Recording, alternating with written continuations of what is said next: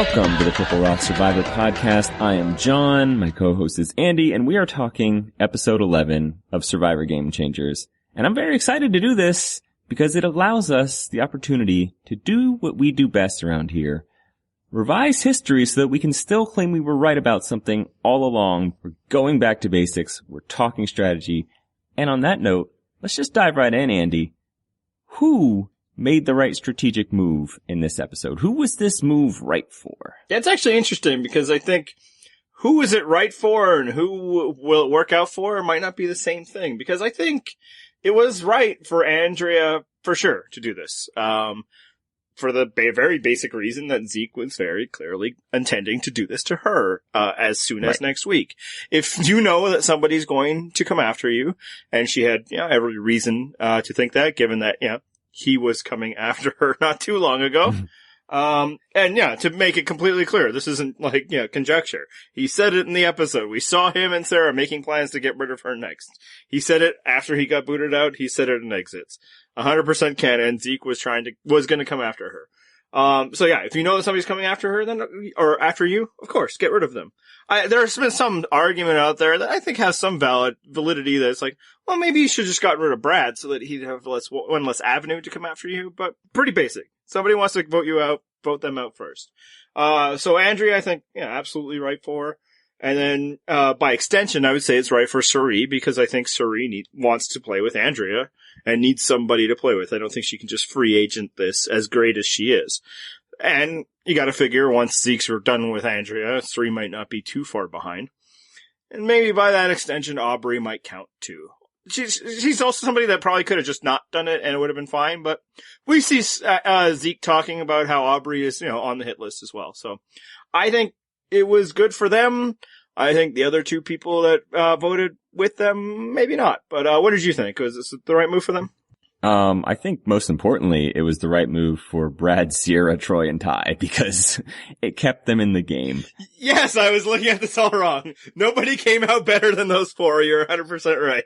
Exactly. Just saying yes to voting out anybody else other than yourself is the right move. So good for them. They managed to say yes. And moreover, it's like, they didn't have to do anything, and none of them went home. Even though they all said yes to voting out, one of their own. Nope, didn't matter. They had other ideas. So, nobody came out of this better than that group. And not only that, they got to keep all three idols that they hold. So, turning out pretty well for them. And also, because, somebody that wasn't one of them went home this episode, that legacy advantage will be played for that group. It now does not need to leave that group. If the other six had just picked those four off, which, as noted, wasn't going to happen. Zeke was going to move against Andrea. Then, eventually it would have had to get passed out from that group before final six. But now there are only 3 votes between now and final six. So the legacy advantage will be played by somebody we don't like unless, Sierra gets taken out by one of them in such a pissy way that she, hands it to somebody else. And I don't see that happening. So I think this was the right move for Andrea. I can't criticize it at all. But at the same time, I don't think it's gonna work out for her at all. I don't think, so it's like one of those, it's like, it's the right thing to do, but it won't help them at all. Yeah, and I think part of the problem is that from watching this show for so long, what we're seeing is leading us to believe certain things. And, I think that the show is telling us who this move might have been right for. Just if you're catching the sorts of signals that they're giving you, like it's pretty obvious who seems likely to go to the end versus not. So you can kind of judge the results based on that, which sucks, but it kind of works into my thinking. Exactly. Yeah. It is results-based thinking based on what we feel the edit is telling us, but it's also based on the things that the people who I think this was the wrong move for were saying. And that's, Sarah and Michaela, is that they were saying that why would we take out one of us now to make it 5 versus 4? That's too close. All it requires is one person flipping. And that's not, just, a weird hypothesis. That's literally what happened 2 votes ago. That's like already forgotten. We seized this control from that other group because one person flipped and now we're going to let that happen again. And not only that, it doesn't take even one person flipping. It takes the correct idol play. And reminder, they have 3 of them on the other side. Yeah, and again, they don't know that they have 3. I think you could probably rightly assume that they might have 1. But yeah, they don't even have to play that well to flip a vote where it's just 5-4. And I also think, you probably might not even have to use those idols because it just takes one person to flip.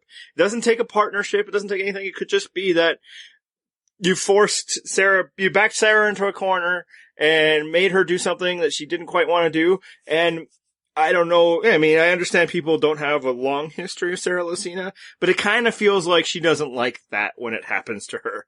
She didn't like it in her first season. She didn't like it this season when, Debbie and them were doing it. So now they've, made their power play. Their credit, I don't think they felt like they were pushing her. They wanted to include her. But I think it's gonna all fall apart. And what's tough is that it's like, but it was gonna fall apart anyway. It's kind of like, damn if you do, damn if you don't. That's why I think they did the right thing. They got rid of somebody that was coming after them, somebody they feel is threatening, but it's not gonna help them. Whereas I think it was wrong for Michaela and Sarah to do this for all the reasons they laid out. And I think even more so for Sarah, who, wanted to work with Zeke. And I understand her not wanting to stick her neck out for him, but she really wouldn't have had to. All she would have had to do was tell Zeke, hey man, they're coming for you. And then Zeke could, that plan that he had for next week to get rid of Andrea, enact that and get rid of Aubrey. Well, so this is the problem, is that having seen this show, we kind of know what's likely to happen just based on how certain people are prominently featured. And so, despite it being what seems like a bad move for Sarah, I have a feeling it's going to turn out all right for her. Yep, it's the same thing. So it just becomes this weird episode to judge because there really wasn't much of anything else going on except for, the Zeke-Andrea battle. But it itself isn't that compelling because Zeke wasn't fighting it yet. It was just Andrea. Bravo for her. She struck before she was, taken out. But it just also feels like none of it's gonna matter, She gets this victory and it's not gonna help her at all. I think everything was torn apart before and she was just out of options. And, maybe taking out Brad would have been better, but I still think Zeke and Sarah would have had the horses to get rid of her anyway. Sierra would have had the horses. Yes. So yeah, it's just kind of, if this week's episode really didn't have much to argue, again, I don't know how you argue, that guy wants to vote me out, I shouldn't vote him out. I think we kind of have to relitigate where it all broke down, because I think that was Zeke's probably last best chance to do anything in this game. That was Andrea's last best chance to do it in this game, and it didn't work out then, and nothing they've done since has really mattered. And obviously, this is the part where people are not at all expecting me to reverse my old opinion, if they've ever listened to the show, but really want me to. Or at the very least are already getting pre-upset on how pig-headed I'm going to be. But I'll just ask you, if Zeke doesn't turn on Andrea and them there, did he have a chance to win this game? From Zeke's own opinion, he did not. And I understand that, because he said in his exits, and I'm not going to treat exit interviews like they're the end-all be-all, but he did say that after the merge, when he told them all about being outed, there was kind of a chill towards him, and people were much more surface level with him. The deals went from Final 3 to Final 7 type deals, or, let's just see what happens type deals. However, as you stay in the game longer, those sorts of perceptions can change once people start to need you. So, yes, it seems like he was probably backed into a corner and had no options, but simply surviving just a little longer can provide you with options, just to play devil's advocate there. Yeah, and I also agree that, our stated thing many times, exit interviews aren't canon, but, there's kind of like there's levels to it, right? And one of the reasons when I read them, for one, if they confirm beliefs that I already held myself, that's always a plus. Mm-hmm. And also it's like, if it feels like the person giving the answers isn't just trying to make themselves look good. If they admit fault at times, and I'd say one fault is saying, I didn't really have much of a chance to win, that's not really a braggy thing to say. And we should also make clear for people that maybe weren't reading the exit interviews, Zeke made it very clear that they weren't being chilly to him because they had a problem with him being trans. Yeah, I should have clarified that. He was essentially saying that his story was then so good that people were worried that he would beat them at the end. And that's supported in the edit somewhat, right? Like, that was literally said in the Merge episode. By horrible person Debbie. Who he actually thinks is one of the better people, to him, post-Merge. Yep. Which helps explain, for everybody who thought that he had zero connections to this other side and had an airtight 7 on one side is, well, if Sarah and Debbie were on one side, and he felt closest to them in that moment, then maybe he wasn't just being all insane Mr. Crazy Big Moves. Maybe.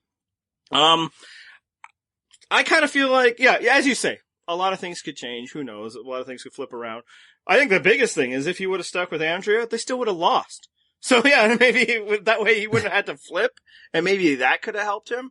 But it's, the thing that nobody really wanted to talk about then is, Sarah flipped, like, all the way flipped, not just like voting out Aubrey. She actually voted with that group. And I know everybody wanted to just say, oh, she just wanted to vote out Ozzy. Well, for one, that's still flipping on the alliance. That's still like weakening them. And for two, no, I kind of think she fully flipped. You know who else thinks she fully flipped it onto their side? Everybody who was on that side and kept talking about Hardcore 6. And then we're blindsided. Especially Debbie. Exactly. So yeah, if Zeke's number one alliance, and I think everybody could at least agree with that, especially now that we've had more time, his number one alliance, even before burning Andrea, was with Sarah. And if he and Sarah felt like they wanted to go to that other side, then you kind of should go with your number one alliance if that's where the numbers are. And if Sarah's on that other side, that's where the numbers are, I think. I mean, I'm not the numbers guy, that's you. But no, you're right. Hey, but yeah, as everybody said, he had a rock solid alliance with Aubrey, who he'd never talked to before. So I just feel like, he wasn't in a great spot then. But to be fair to everybody who's made that case before, I don't know if he would have been in a great spot on the other side either. He took his shot. And I think where his game fell apart wasn't in the deciding to make the move. It's that he failed to take out Andrea in that moment. That's what maybe have given him the best chance. It wasn't that, he never should have flipped on her. He should have flipped on her better. Missing the shot was the problem. Yeah, to me, my justification for that and thinking that it was fine that he did it was the Cochrane scenario in South Pacific. Like, if you can see that you are on the bottom of your alliance, sure, flip on it. Just roll the dice. Maybe there's greener pastures on the other side. And I think that was kind of his thinking, whether he was correct or not. Yeah, I think that too. And as we both kind of said at the time, if you're looking at the two alliances and you're like, that one feels like there might be opportunity, right? Like, even in, what people have said, he didn't have enough information, but it's like, well, if you're gonna fly blind, I would take the shot with those people. It failed. His shot failed. He didn't execute it properly. And he lost. But I think, his best chance probably was taking out Andrea then. And by failing to take out Andrea then, because that group just didn't accept him, which frankly didn't really work out for them very well, they probably, instead of focusing on their core 6, should have been like 7. 7's great number 2. You can always change 7 to 6 later. Yeah. To the point earlier, it's like, don't just make it a one-person advantage. Although I guess they were a 6-4 at that point or something. Yeah, I don't know. Math. But yeah, it's just like, if he takes out Andrea then she's not around to, attack him for like 2 straight votes after that. And there's avenues to work with, Maybe then Debbie and him and Sarah do form a bit of a bond. Probably not. But ultimately, I don't think he had a great chance then, and I don't think he had a great chance after. In part because I don't feel like anybody who's good at Survivor has much of a chance this season. Yeah, I think this season has kind of beat that out of us. But yeah, and to kind of just go back to his exit interviews a bit, and I think, a lot of people on our site even, suggested this. Turns out that going through, really big personal trauma makes it more difficult to play Survivor. Who knew? Yeah, I think this was my point last week, is like, or the week before, I don't even remember when it was, but you have to remember, like, he's probably not in the best of emotional and mental states right now. And you can imagine that, as someone who explicitly said, I don't want to be, I want to be Zeke the Survivor player. That's what I want to be known for. Maybe he is then motivated to try to do something to make it seem like he's Zeke the Survivor player and make people forget the other part of Zeke. Yeah, and even just kind of the mental stress of it all, especially for somebody who's going back to back and all of that, maybe led to some decision making that wasn't as strong. And I think his biggest mistake in his decision was trusting that he could deal with Sierra Dawn Thomas when they did not have enough of a relationship. And he's laid that out in a way that I think highlights his failure, so that's why I'm a little more inclined to believe it. That yeah, he and Debbie had talked about it and things went well with Debbie. Debbie and Sarah. Again, that wasn't an invented relationship. They were just literally on a tribe together when she sat there when somebody outed him. It was something that happened. And Debbie's called like, yeah, go talk to Sierra. It's all ready. And then he starts talking to Sierra and he knows instantly like, this is not going my way. And that, if he was a little more clear of mind and not, stressed out and all of that, then maybe he would have thought twice about that moment. Who knows? And then the other thing is, and I think this kind of gets back, where I want to bring it. Everybody wanted to view this as Zeke's failure, but as he lays out in his, exit interviews and how it relates to what happened to him, his, rock solid quote unquote alliance that he, so recklessly abandoned weren't really doing a good job managing him as a person and an alliance member. So I think they probably share a bit of the blame as well. That's possible, but I want to reflect on something that I thought was a huge positive of the episode and an excellent moment for Zeke. And maybe this was not Zeke's intent, but I, as a viewer, enjoyed it. Right at the start of the episode, they're coming back, the last votes happened, and the other side says, so, why Debbie? And Zeke says, 'cause it seemed like she was your leader. And it really seemed like twisting the knife, like, yeah, we got rid of that psychopath that just everyone thinks is a total joke because she seemed like she was leading you clowns. Just felt like rubbing it in extra, and I enjoyed it. You thought you were bringing a goat along, and instead she's getting all the strategic credit, and you guys have nothing. Oh, it was, and again, maybe he didn't mean it that way, but I choose to believe he did. I mean, it could just as easily be like a thing you say so that, you're not giving away your cards or whatever, and it's like, because we thought she was a big threat, not like you guys, we can still work together. But yeah, it also just comes off like an epic burn. So, yeah, it's time to talk about what we talk about every time somebody is taken out of the season and what's their big legacy moment of Survivor. This one's touchy because we gotta exempt one moment, I think. Yeah, like the answer's obvious. There's no getting around it. What happened to him is going to be definitional for him.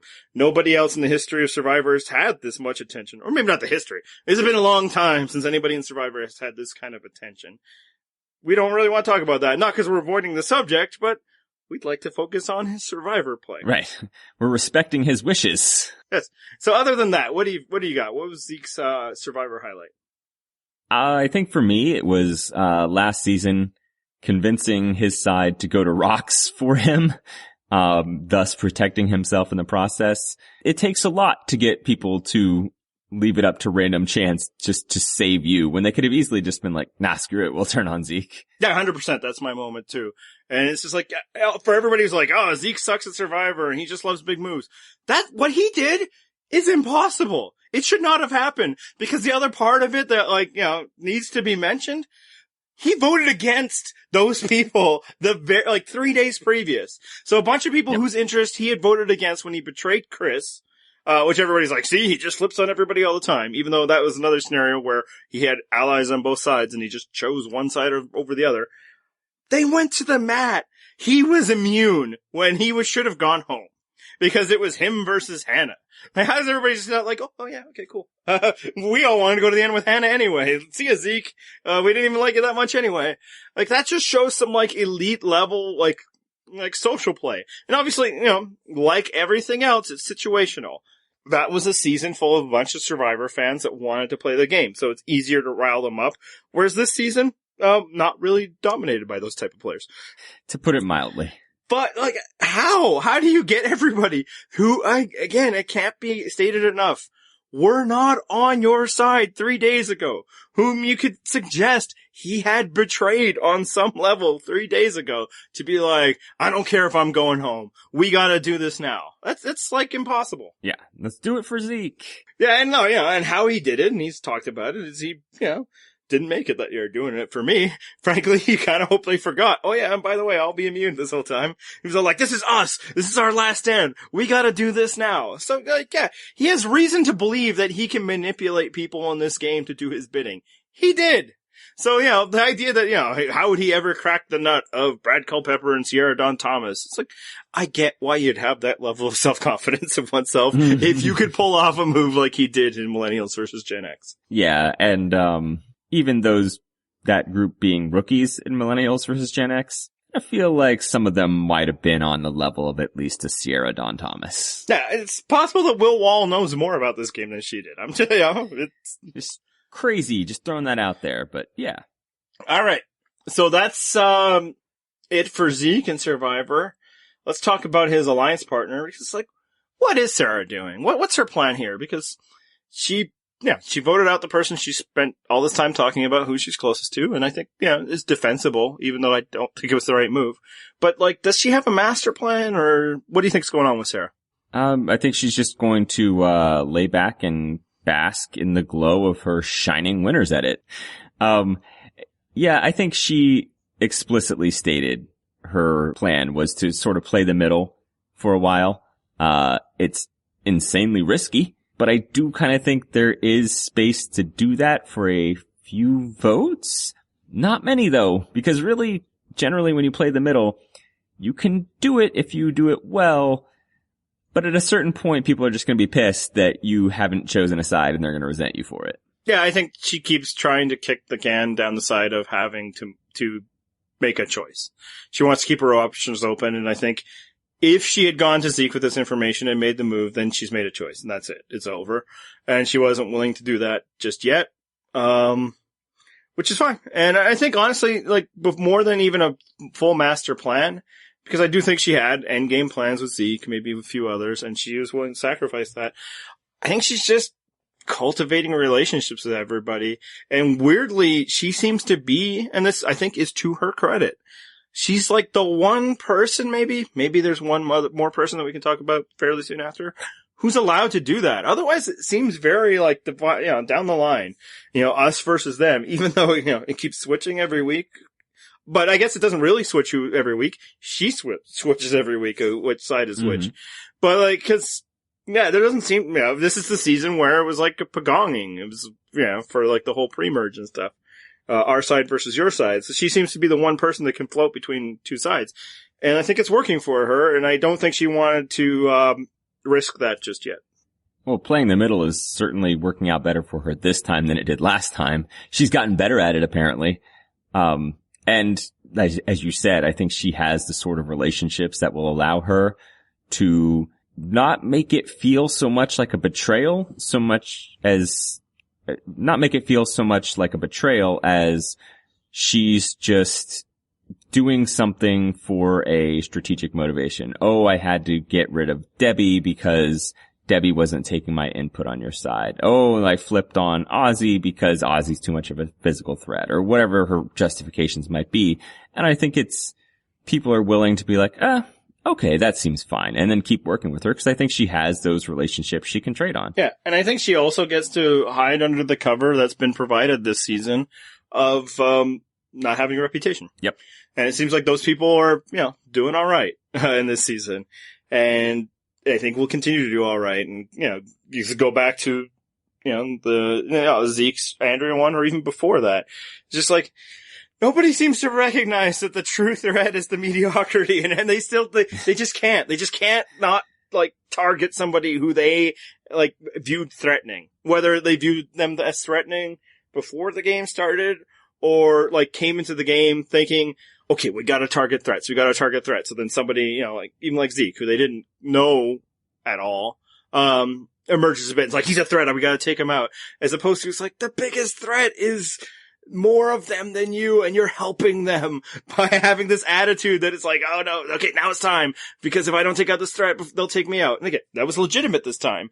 But I think that's what allows somebody like Sarah to float in between groups, where somebody like Zeke could not. And again, maybe it's also superior social skills on her part. I'm not ruling that out. But, the way somebody like Aubrey cannot. Because it's like, oh, no, that's game player. What are you doing? Why are you talking to them? Whereas Sarah's like, it's just Sarah. No problem. Hey, underreported fact, since you mentioned Aubrey. Did you realize that Aubrey and Andrea seem to have the tightest of bonds? Which is something that we just learned in this episode. Yeah, no, I will say we learned that from Zeke. He might not have the complete proper perspective on where Andrea's bonds are, but it's very possible. No, of course I didn't realize that.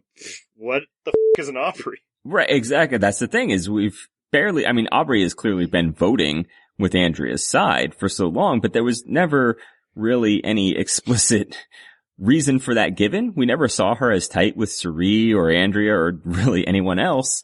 So to suddenly hear 11 episodes into the season, oh no, Andrea and Aubrey are super tight. Where the hell did that come from? It much like seeing Michaela cry when Zeke went home. Like, what? Were you suddenly super tight? Because I haven't seen you guys interact almost at all. Yeah, and for both of those, that's where, Zeke's exits can shine a light. And part of it is like Zeke, he felt that Aubrey was pushing him out of his spot, and that's part of his explanation of why he did what he did. And whether that's the correct read or not, it might not be, but it does at least show that they didn't do a good job in, making him feel like that wasn't there. And there's obviously the idea, it's like, well, it's not their job to placate his ego, except that that's exactly your job. No, that's the whole job. It's like, that ego is a character flaw for him or not. If you want to be successful in Survivor, your job is massaging egos. Something that I think Sarah is doing well.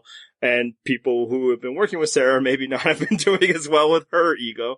And then the Michaela thing, I don't think the show missed it that much. I actually don't know if it is as big a thing. I just think this is the first time that Michaela's ever betrayed, to any level, anyone in Survivor. Because she only voted twice in her first season. Right. And then this season, it's basically just been enemies that she's been voting for. And Zeke, who she's voted for 3 out of 4 times. So it's like weird. It's like, no, it's Zeke. It's like, what have you been trying to do, man? And I think it's, and he's explained that well, and it tracks what we see.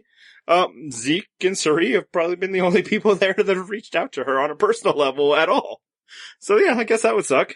Yeah, and in fairness, at least one of those Zeke votes was to maintain cover of not looking like an ally to Cirie. So, So it's only 2 out of 4 that, she was really trying to get rid of the guy. Exactly.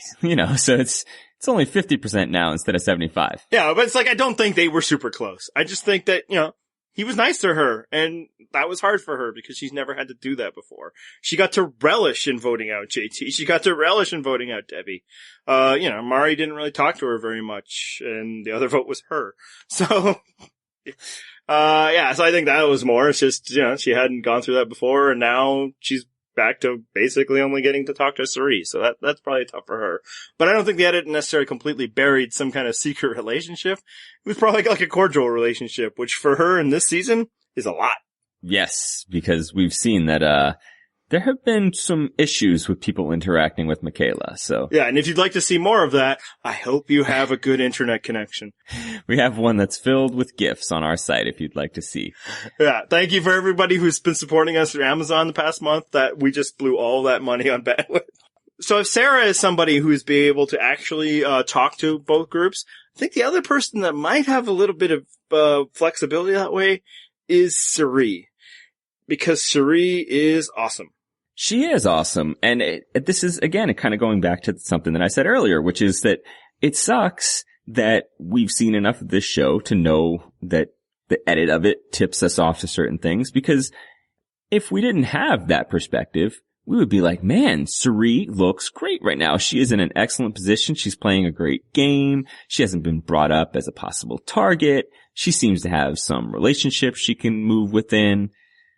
Certainly Andrea and Aubrey being the strongest relationships that she has, but it seems like she's at least had some kind of connections elsewhere, she and Brad were crying over family stuff. We've seen her talking with Sierra. You know, she's got things that she can do, and yet it all feels like this is for naught. There's just no path where Cirie wins. Yeah, and frankly, it's not even just about her edit, although that's part of it, right? Like, if this was the season that Cirie won, I don't think it would have been a hidden secret for so long. Nope. But more just like the same reasons why Cirie would always have trouble winning. She can't bring herself to the finals, and at some point people are going to clue in. Especially because people are like, well, maybe she'll just keep sneaking. It's like, yeah, she can sneak to like the final 5, but eventually there's going to be an alliance that she's not part of that'd be like, not you. And there's not much you can do about that. And also, it's like, the season has been defined by taking out anyone that seems threatening. Is Cirie not going to seem threatening at some point in this game? Right. It's especially as you're getting close to the end, where Cirie has been so close before. You don't actually know how she'd do in a final tribal, but you can assume she might do better than you. Yeah, and it's like, well, maybe this flips it. It's like, we've already seen people already overlook those people, right? Like this very week, they were like, Sierra, we could just work with her, whatever. Like already, people have forgotten the threat level presented by, you know, Sierra, Brad, Troy, and Ty. Because it's like, there's just 4 of them. It's like, but that's not an insignificant number. I feel like those 4 are tighter than any group of 4 in this other side. So yeah, that's why, while we'd love to, we can't get aboard the idea of maybe Cirie does win. But, you know, as I said a couple weeks ago, maybe it doesn't matter because she's still Cirie, man. And not just like, oh, we love her. She's doing things. She just arranged another plurality vote. You know, it wasn't 3-2-1 because the numbers weren't there, but it's basically that. She didn't need Sierra Dawn Thomas to vote for her as long as Sierra Dawn Thomas didn't vote against her. And I think that move worked out really well because she didn't surrender key information that they could have taken back to Zeke, for instance. She didn't surrender control that way. Or, you know, idle plays could go in her way. So yeah, that's Cirie doing her thing. As much as we think that Sarah shouldn't have done that if she really valued Zeke, I think one of the reasons she did that is Cirie convinced her to, and Cirie is really great at this. Yeah, I mean, this is just us making the attribution because we love Cirie, and it seems like something Cirie is capable of. But we also saw Cirie talk with Officer Sarah like twice, yes. Right? Like she managed that relationship. She talked about it first. Sarah pushes back and surrenders a whole bunch of information that, you know, somebody like Cirie might be able to use. If she ever realizes that Sarah's a threat. And then eases back in. Yeah. She gets the pushback from Sarah. Doesn't push very hard. And then comes back again later. It's like, hey, how about we vote out Zeke? And it worked. You know, so yeah, I think Cirie deserves some credit. Yeah, I was kind of surprised that Cirie actually even threw out Zeke's name originally. I thought she might kind of tiptoe around it and lead Sarah to that name. But no, she pushed, and then, like, as you said, at least as soon as she got any kind of resistance, she's like, oh, okay, you know, just backed off. She didn't keep pushing, like, no, you don't understand, we have to take Zeke out now. Waited until later, and then Andrea's immune, and now they've got a slightly stronger case. And, you know, at that point, they pushed back a little harder. Yeah, and, you know, speaking of Andrea, I think another big thing that Cirie did this episode was manage Andrea. And we saw that very clearly when, you know, Sierra Dawn Thomas was coming, and, yeah, Sierra's like, yeah, dial it back a bit and let's just, you know, calmly do this. And that's, you know, through a couple seasons of evidence, not really Andrea's MO. Yeah, you said right there, yeah, she didn't push hard against Sarah and now we gotta do this. I kind of feel like that's what Andrea would have done when talking to Sarah, right? Possibly. I mean, she certainly did not hold back on Zeke after she felt betrayed by him. Yeah, and she seemed pretty convinced that, you know, getting rid of Zeke was the thing she needed to do. And, you know, again, to her credit, probably was.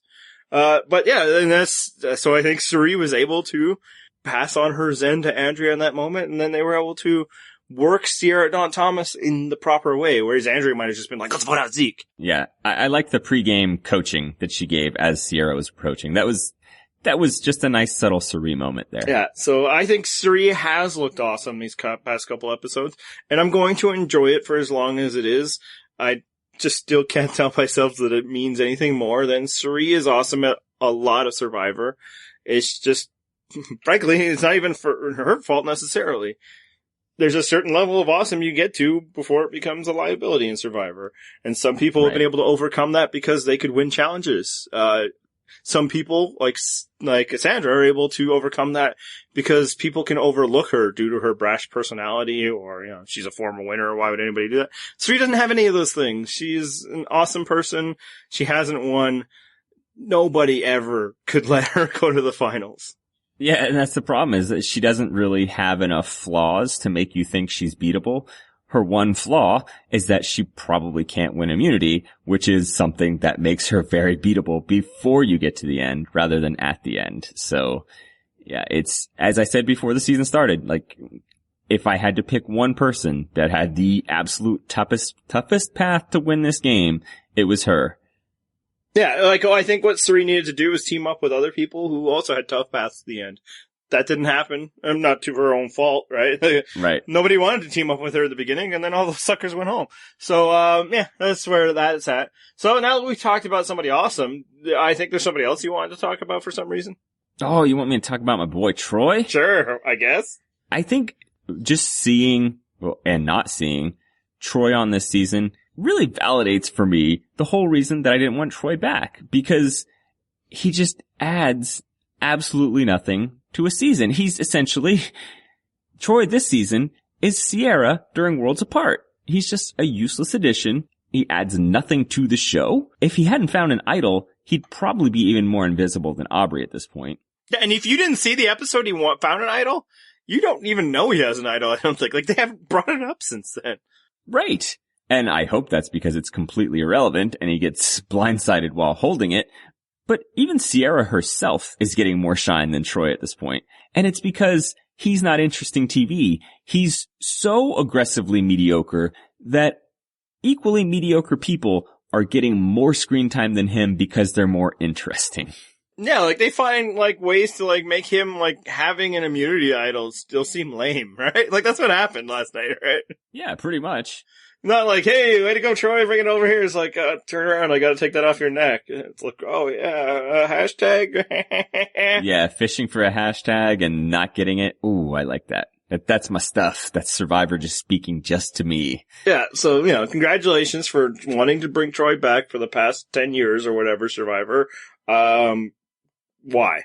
It's not like he's not even objectionable. He's just, Well, and that's the problem is, to me, he is objectionable because he's so meh, but it's fine if you're not good at Survivor. There's a lot of people that are not good at Survivor. Just at least be entertaining then, have something. Like, that's my big issue with him, is he's never contributed anything of value to this game. At least from my perspective as a viewer. He doesn't entertain me. He's not great at strategy. He just doesn't have a good social game. He's fine at challenges, although I don't really care about challenges. Yeah, it's just, I don't get what you saw in Troy and thought, yes, this guy. We need more of this guy. Some point this season you're gonna have to talk about his highlight. I look forward to it. Oh, yeah. I kind of think that's it for the episode, right? Yeah, I mean, it was really, there's one central plot line, which we discussed, and there's really not much more to discuss about it. Like even the challenges kind of sucked, right? Like, like the pulley system and all that, really cool setup, but it's, all it really accomplishes is making them tired. Because, like, the word puzzle is everything, right? Like, well, yeah, go get tired and then do a word puzzle. Yeah, like, my wife is all like, oh, maybe they should, like, trying to work out, like, the strategic, flaws they might have done, like a heavy person or not having this person pull. And I'm like, it's not gonna matter at all. When the puzzle takes an hour, it really doesn't matter. And they do run through it with, like, challenge crews essentially first to test it out. So I wonder what the disparity was. Like, did that challenge crew finish it in 10 minutes? And then the actual survivors took an hour? I don't know what the difference was. I wouldn't be surprised, because I think the difference is the extreme mental fatigue they're feeling. And then, oh, sure, yeah. And then the immunity challenge, it's like, it's something that could have drama, but there wasn't any. It was just kind of like, Andrew keeps setting them up. Oh, a little too far. And then it's over. Like, only one person's stack fell or whatever. Like that, yes, that was a bust. Anyway, we're talking about challenges. But and that's, leading into my point. Because there wasn't much to this episode, we solicited questions from our readers, to have a little mailbag segment. And we thought we could, instead of going long on, favorite albums or whatever, we're just gonna rapid fire through a bunch of them. Let's do it. Alright. So we'll start with, Blurry Denzel send the question, who from the cast would you most want to see play again? Tony. Malcolm. you would think there'd be a lot of competition for this, but at least I got a little bit of Sandra. Yeah. I got a little bit of Malcolm, not much, but I got an episode and a half of Tony. It's not enough. Like why tease me with bringing back Tony and then I'm going to get, 90 minutes of him on my screen? Not nearly enough. Yeah, why I didn't go Tony is I think this season also kind of showed we're never going to get Tony again. We have our Tony season and it just can't be topped.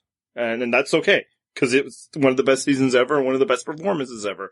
And frankly, that season is underlying what a lot of is lacking in this season. It's like, you know what, guys? It's actually awesome when people can make big moves and do things.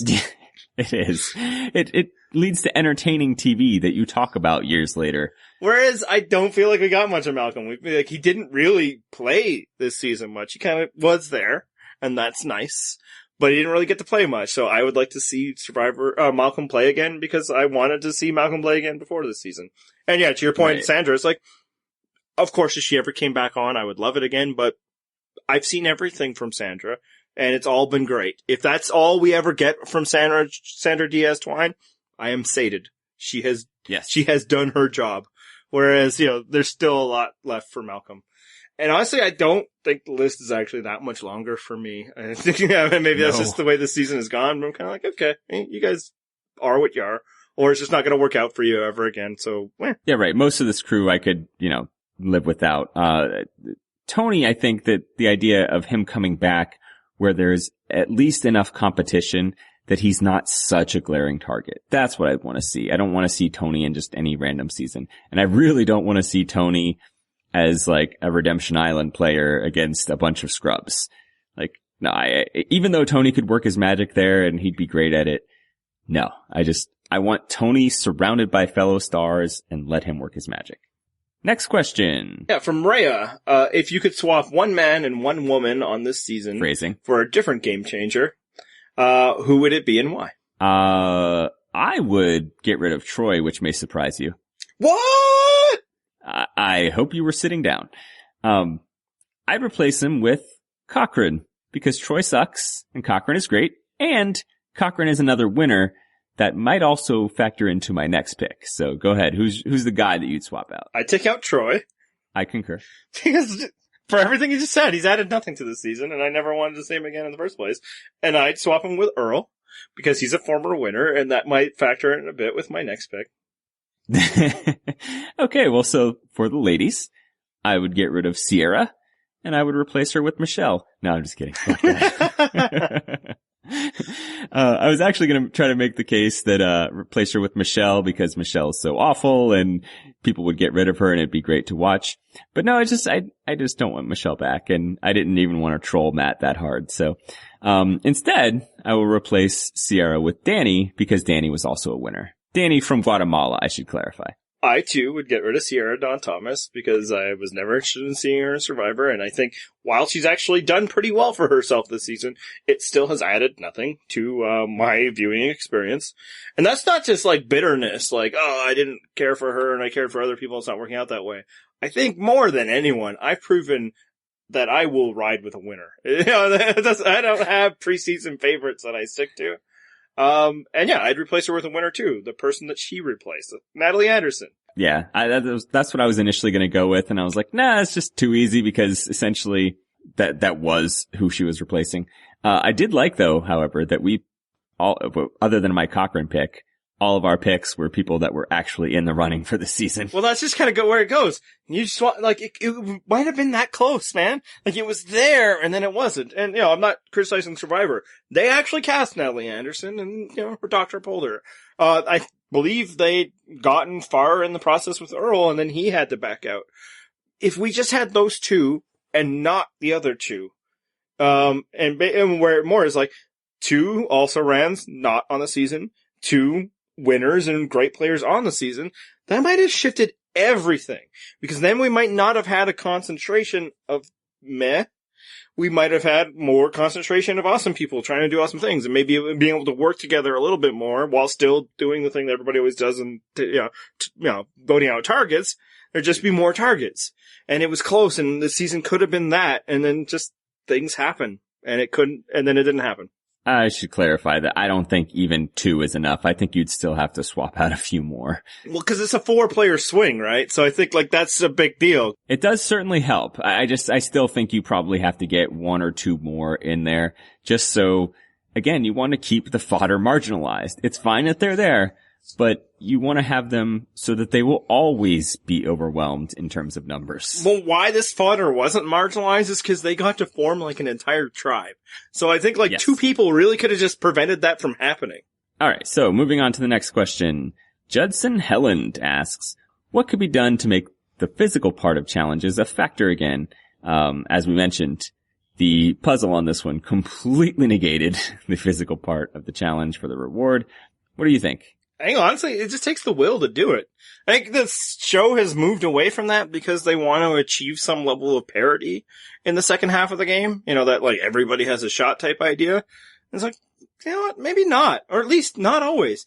Have some challenges where somebody who's just like stronger than everybody wins. Yeah, they don't seem to have a problem with, having challenges where somebody has balanced more than everybody else gets to win, or somebody, and I think it's a myth, right? It's this myth that like balance is like this, big democratic thing, or puzzles are, this big democratic thing that anybody has a shot. Well, not really. Either you're good at those or you're not. Plenty of people don't have a shot. So just like have the will to like have some athletic based challenges after the merge. Don't slap that puzzle on the end. Yeah, and I should point out one minor thing that I enjoyed from this week. Michaela attacking the hurdles like a track star. Bravo, Michaela. I love to critique people's running form. She's a superstar. So that was the one thing that I was actually like, ooh, fun. I get to watch Michaela do some hurdles at this challenge and attack this course. And she was a beast at it, as expected.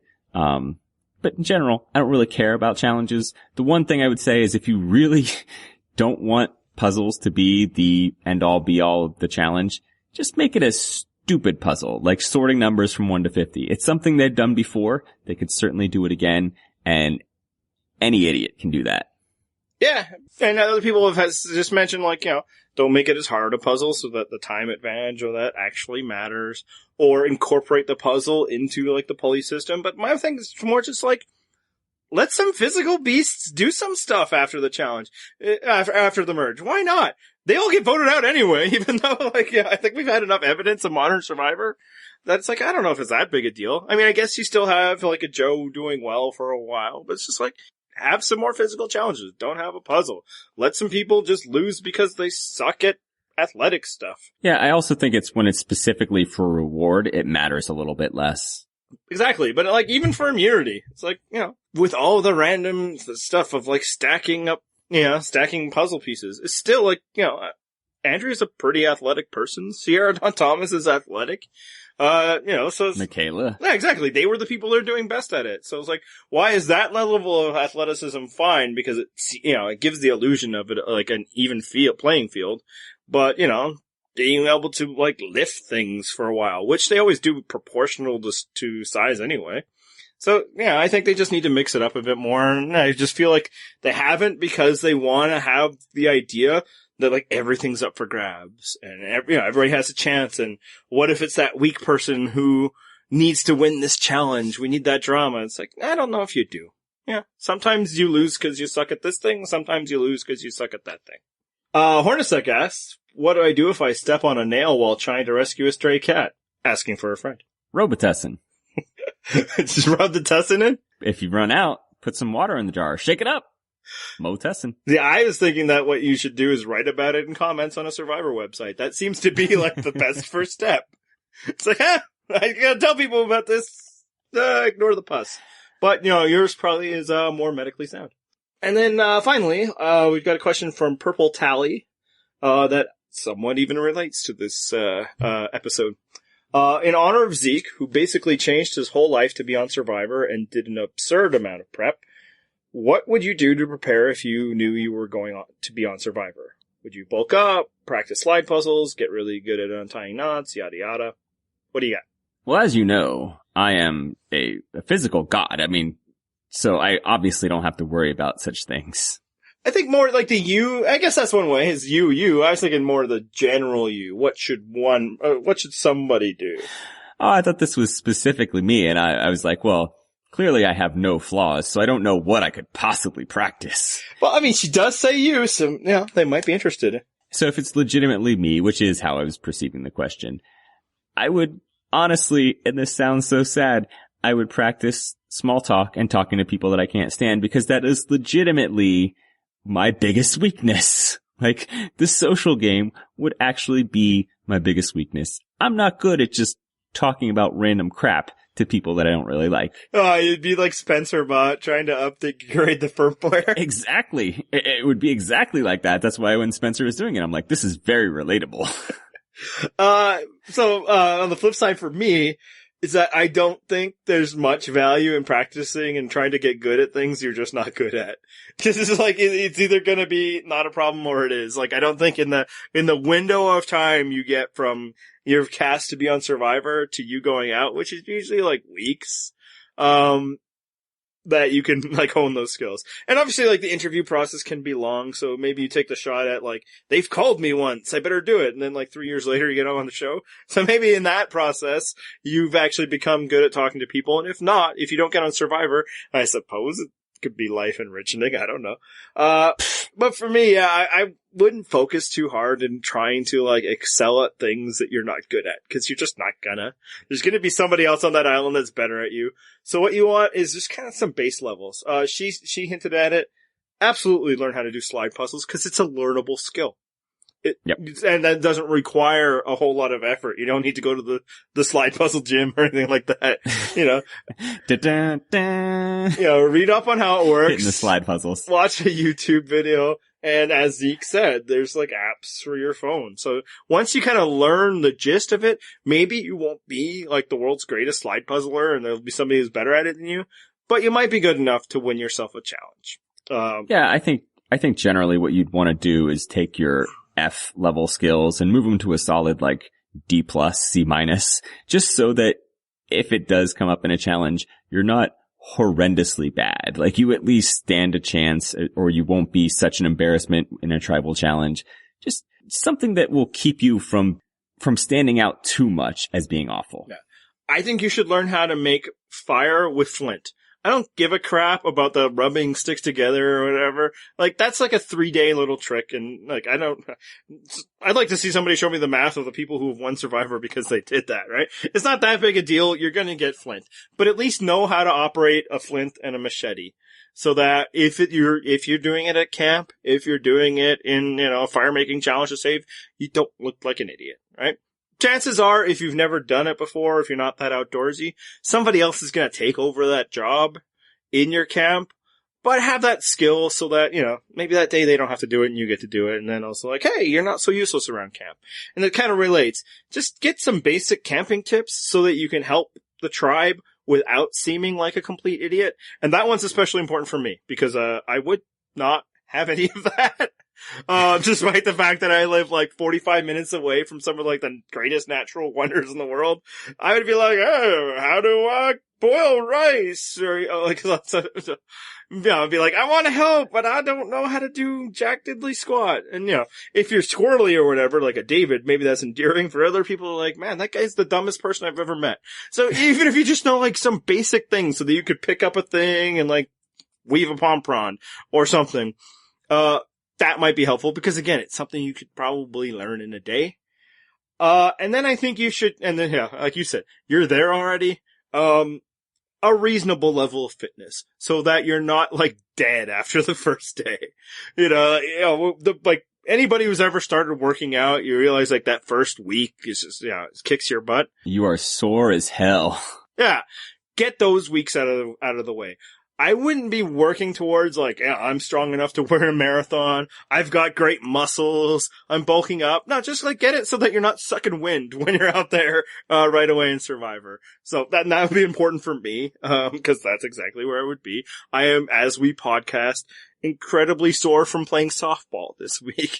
So I just like, push past that first couple of weeks of burn so that you can do physical things without it overwhelming you. And honestly, I think everything else, you kind of got it or you don't. Like the whole bulk up or, shrink your stomach debate. I don't know if that helps. be around your body type, maybe a little bit more fit. Or if you're really fit, then maybe let it go just a little bit. But I wouldn't be rapidly changing your body in the 3 weeks you have before Survivor. That's not going to help you. Just get it so that you won't be dying that first few days. And if you happen to do all these things and you go on the show, your most important skill, of course, will be becoming one of our premier commenters and then, offering us an interview, of course. Unless you suck, then we have no interest in talking to you. That's right. We don't interview a lot of pre-merge people around here, or many people. All right, that's all for the questions this week. Everybody else I probably just answered in pithy comments because I was like, I don't really know. And if you gave me a chance to say Boston Rob, I'd say it. So let's predict what's going to happen next week. Who's going home? It's been real, Andrea. Time for you to go. We've been doing this, I think 3 straight weeks, and I feel the same way. Yep. It gets, full circle to the beginning of the episode. It's like, oh yeah, she did the right thing. It's not going to help her. She's just going to go. Because I think Sarah's just going to flip again, and why not? Like, what value does Andrea present, really? Yeah, and I actually think that if Andrea hadn't won immunity, it might have happened this past week. I mean, I think there was at least a plan laid out that it was going to happen at some point soon. So, it could have just taken a nice little push and gotten moved to last week. So she was a legitimate target. Yeah, and I actually buy that, and I think that relates to kind of what I was getting at with Sarah, is that because she would have had to stick her neck out and really make a choice to save Zeke, she didn't want to do it because the alternative wasn't easy. But Andrea probably would have been easy, right? Like, yep. People were voting for her last week. That's what Zeke wanted to do. He had already, started talking to people with, her knowledge and permission about getting rid of Andrea. And I don't know why she wasn't able to just make the leap. It's like, okay, well, not Andrea, then Aubrey, right? And maybe what she was worried about is that it would become Cirie, and I think Sarah doesn't want to get rid of Cirie yet. I think she enjoys the connection she has with Cirie, which is all credit to Cirie in that sense. Well, not all credit. I think there's, Yeah, I was going to say, come on, give Sarah some credit. I mean, credit. She has good taste. Yeah. And, relationships are kind of a two-way street, I've read. So yeah, I think, I agree. If Andrea wasn't immune, it might have been able to bounce back on her. The fact that, she just kind of said, well, I guess I can't save Zeke. I don't know. We'll have to see how it plays out before I fully judge. I almost wonder if it just shows kind of like a lack of creative thinking on Sarah's part. It's like, well, getting rid of another non-Andrea would also work if your goal was to have that, that 5 or 6 person alliance that was laid out. Maybe it wasn't her goal. I don't mind that as a goal. The one that Zeke proposed sounded pretty good for Sarah, but it would probably be all right. So yeah, I also agree that I think we've been getting the story that Andrea's going home, and she won this battle, but I don't think it'll matter. She's going home next week unless she wins immunity again. All right. And of course, if you want to see our website, it's purplerockpodcast.com. We do live blogs every week. There's all sorts of fun stuff there. We've been having guest posts lately. We've been getting fun, angry comments lately. Some excellent troll comments from our own listeners, which magnifique. They were so good. Mwah! Yes. And I'm not joking. We legitimately love them. We're like, oh, this was good. We enjoy being trolled if it's done in good spirits, as it generally is on our site. So, again, purplerockpodcast.com if you want to talk to us on Twitter. The show is at purplerockpod. I'm at purplerockjohn. He's at purplerockandy. And where can they subscribe? iTunes, Stitcher, SoundCloud, and a bunch of other podcatchers I've never heard of. And I think that's about all for this week. So it's time to hit the theme music.